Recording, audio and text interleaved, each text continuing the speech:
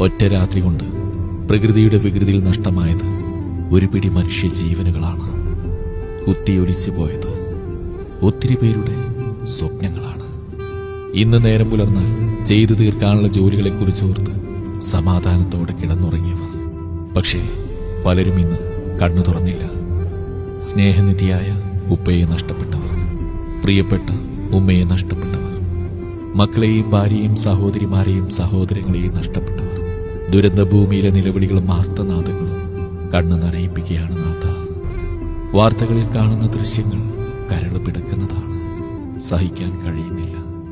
കാണുന്ന നമുക്കിത്ര സങ്കടമുണ്ടെങ്കിൽ അനുഭവിച്ചുകൊണ്ടിരിക്കുന്നവരുടെ അവസ്ഥ എന്തായിരിക്കും?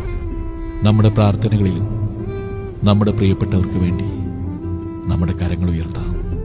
പ്രകൃതി ദുരന്തങ്ങളെ തൊട്ട് സർവശക്തൻ നമ്മെ കാക്കുമാറാവട്ടെ.